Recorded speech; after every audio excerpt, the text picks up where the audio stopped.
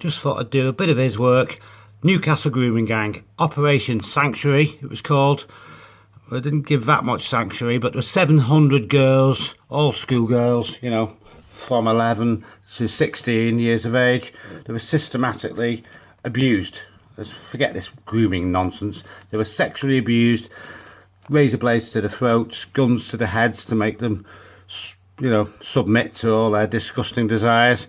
You can imagine, you know, anal, oral, etc. On young girls, on girls that were usually to go for naive virgin girls, naive young girls who think, oh yes, I'll be with him forever. Oh, who believe the lies. Now this is how to get into it. There was one gay-looking girl. She was obviously involved. She's certainly a native British, I'd say, or native European, I'd say. Grooming gangs who prey on 700 women and girls in the northeast of England acted with arrogant persistence.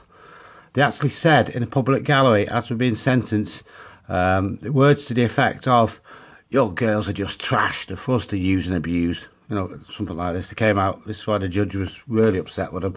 There were so many of them. It took 3 different trials, and they did use a previous convicted one of these people. I won't mention the ethnicity, but one of this same gang.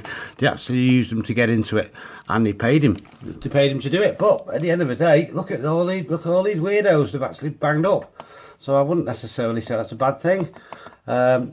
Using a guy who promises not to get involved this time and who basically dobs them in.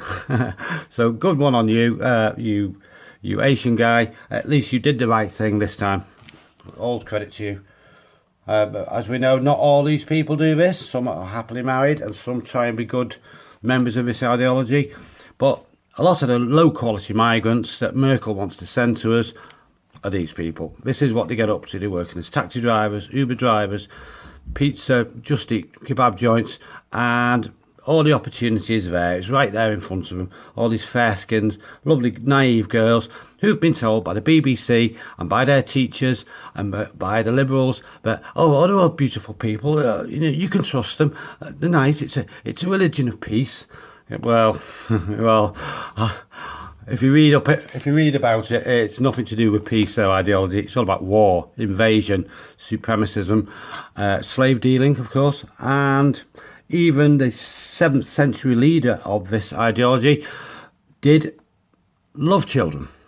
Let's put it that way. He loved children, not the same way you love children or I love children.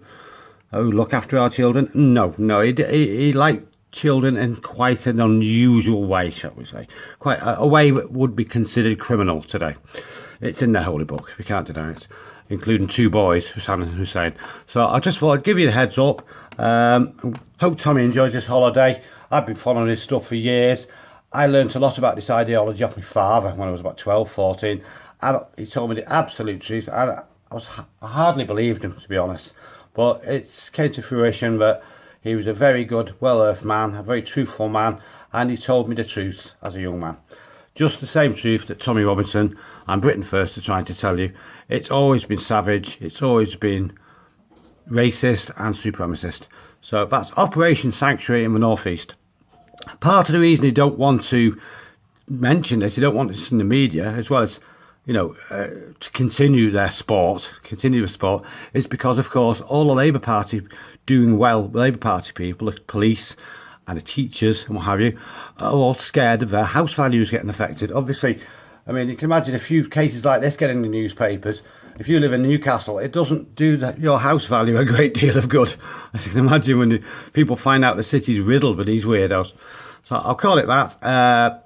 Thank you for all you guys around the world who've protested for Tommy. I find it really, really, really heartening. I really do. That people so far away would care so much. He is a natural born leader, I know this, but he's also just a nice guy, isn't he? Just a nice, honest, ordinary English, Irish guy. See you guys. Bye-bye.